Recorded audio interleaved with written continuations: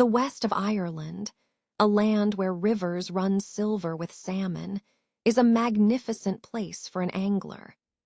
My name is Arthur Fleming, and for 3 long days I had been trying to catch one of these elusive fish, but with absolutely no success.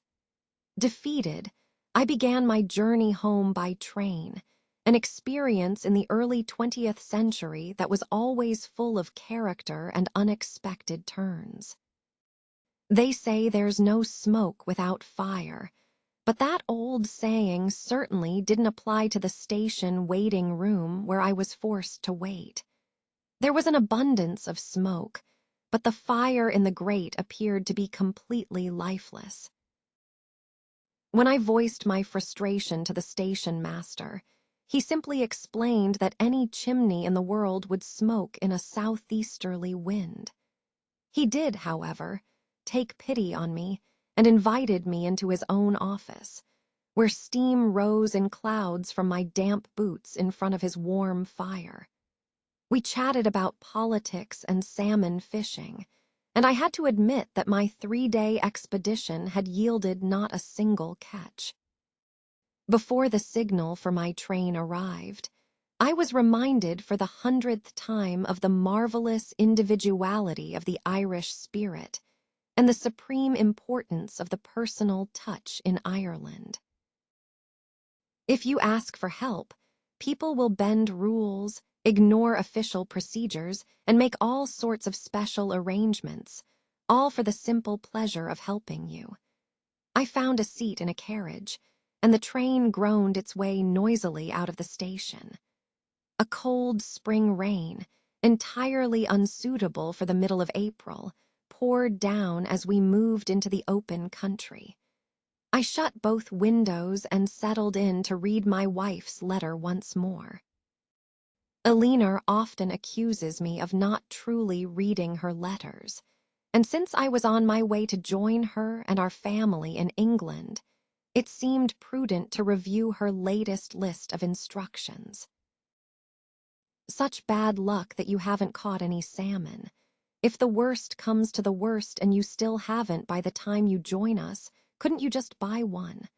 A familiar wave of exasperation washed over me, and I smacked my hand against my knee. I had completely forgotten about the blasted fish.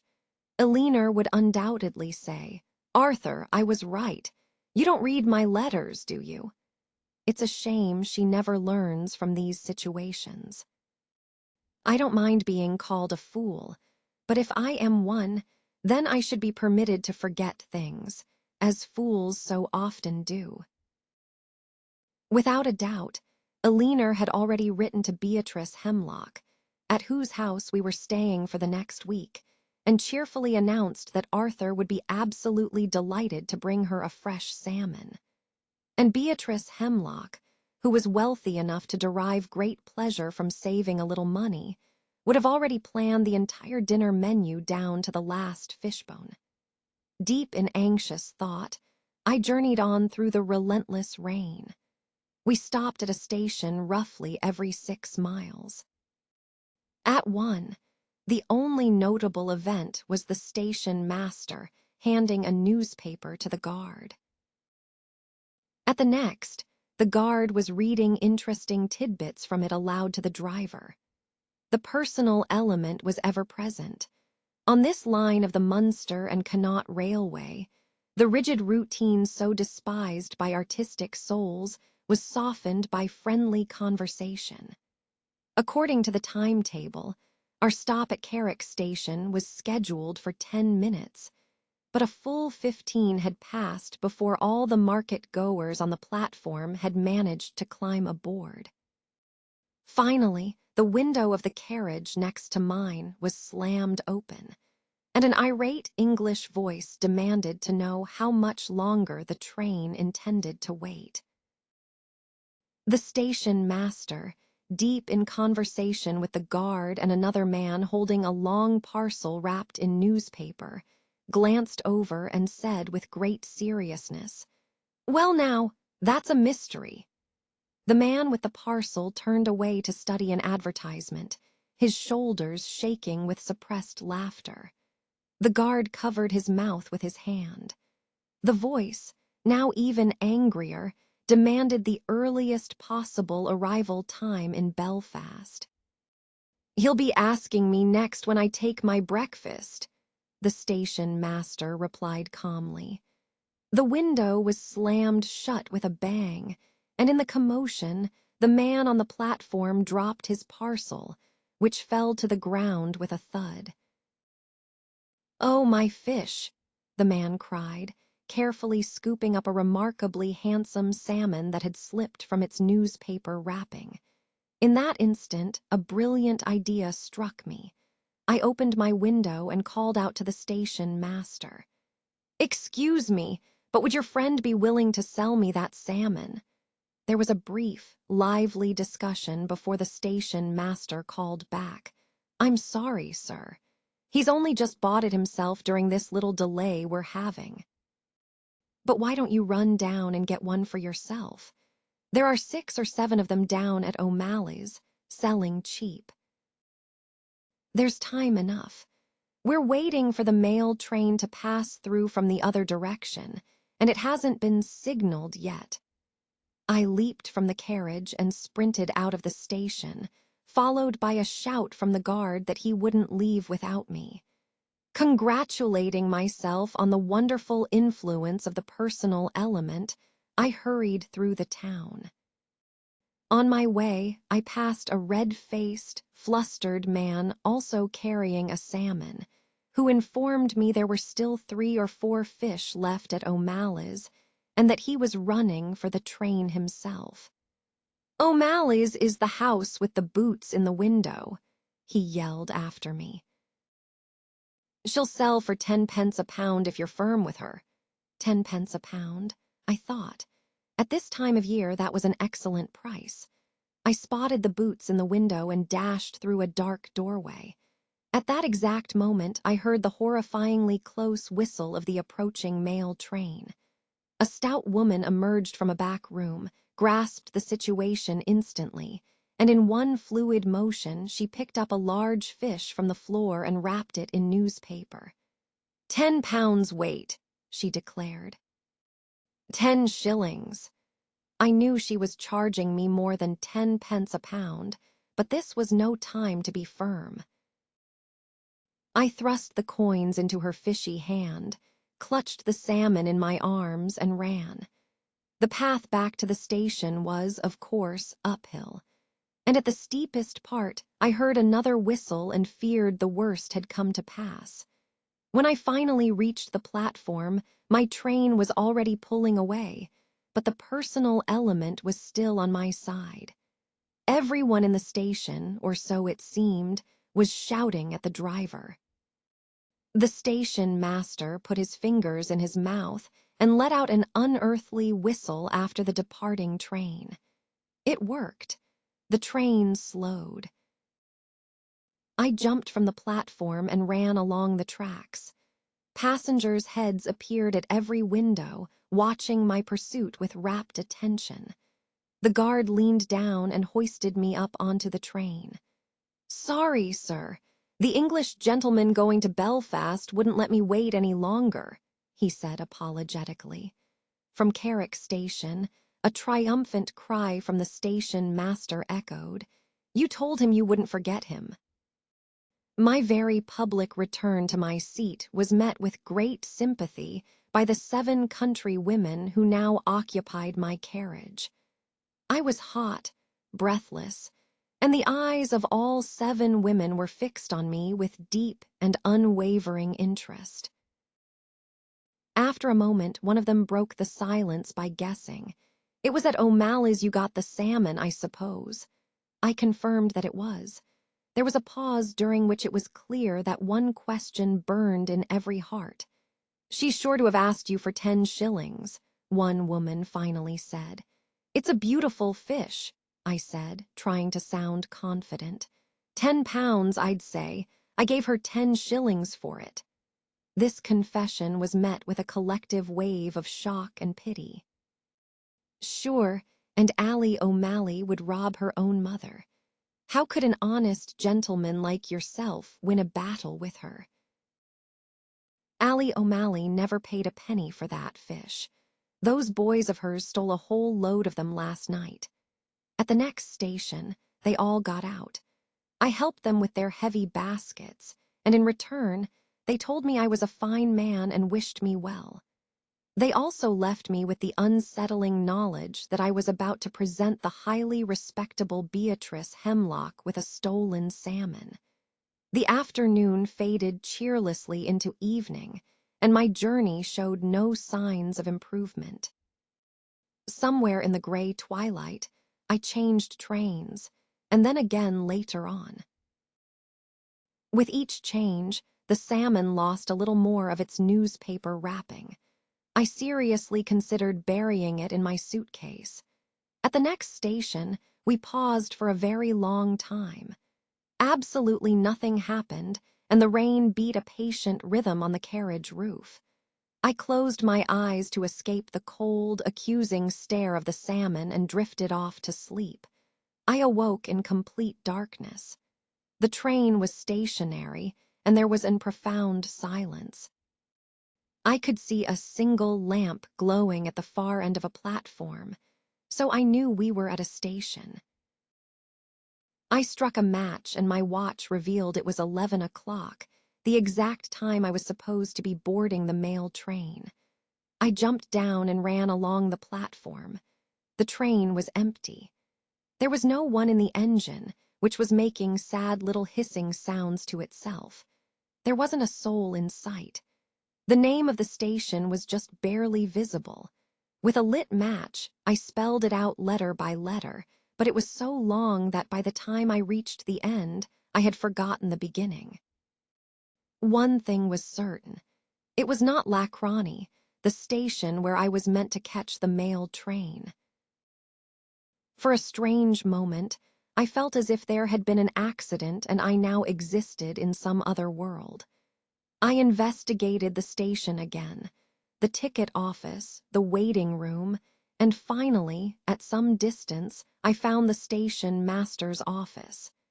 As I approached, I saw a thin line of light under the door and a voice inside suddenly shouted, "And that's a king! Let's see you beat that." I threw the door open with understandable force and found the guard, the station master, the driver, and his assistant all seated around a table, engrossed in a game of cards. I was furious, and with good reason, but I listened to their defense. They honestly thought there was no one left on the train. A few minutes here or there wouldn't matter, they insisted. They would get me to Lacrani quickly, and the mail train was often late anyway. Clinging to the hope that they were right, I hurried back to my carriage, with the officials running enthusiastically ahead of me. "Watch out for the goods train, Tim," the station master shouted to the driver as he slammed my door shut. "She might be coming in any time now." The reply floated back proudly from the engine. "Let her come. She'll have us to deal with." The train lurched forward and gained speed rapidly. We had about 15 miles to go, and we flew as fast as the old engine could manage, but it was no use.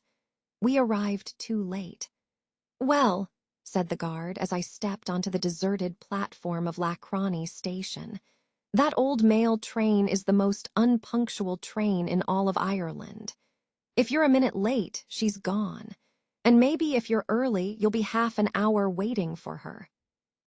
On the whole, the guard did his best for me.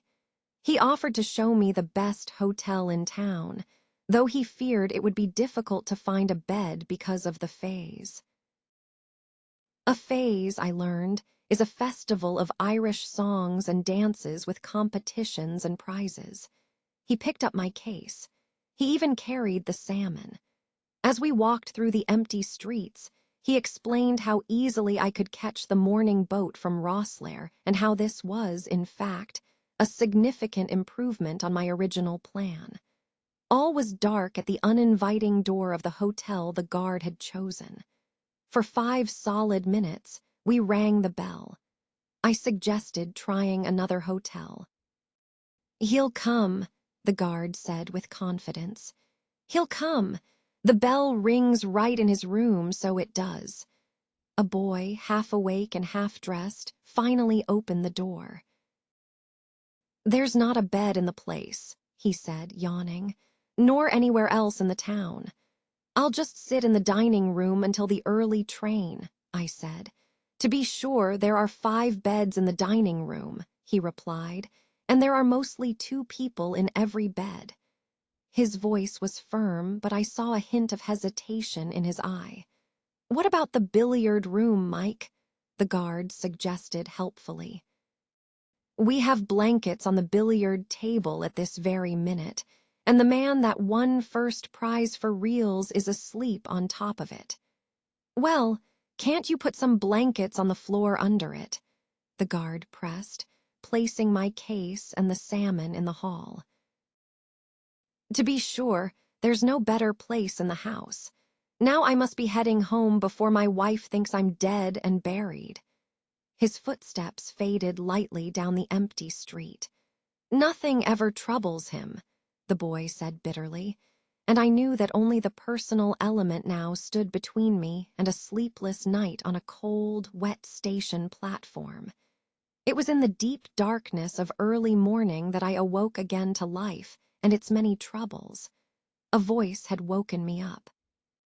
It was the voice of the first prize winner for reals, speaking from a pocket of the billiard table above me. Excuse me, sir. Are you going on the 4 o'clock train to Cork? No, I said crossly. Well, if you were, you'd be late, the voice informed me. I received this useless information in annoyed silence and tried to slip back into a disappearing dream. I'm going on the 6:30 myself, the voice continued, and it's a mystery to me how I'll get my boots on. You wouldn't believe how my feet swelled up in my dancing shoes last night. My feet are delicate like that, you see. I feigned sleep, but the dream was gone, and with it, any hope of more rest. The first prize winner for reals climbed down from the billiard table, presenting an extraordinary sight. He was wearing grass-green breeches, a white shirt, and pearl-gray stockings. He undressed and put on his ordinary clothes, including his painful-looking boots. He then moved his things to the hall, where he began a loud conversation with the boy. Meanwhile, I crawled out from under the table to face the day. Fortunately, the boy soon appeared with a cup of tea. I've wrapped the salmon up in fresh brown paper for you, sir, he said cheerfully. It's safe enough to take across Europe now if you like.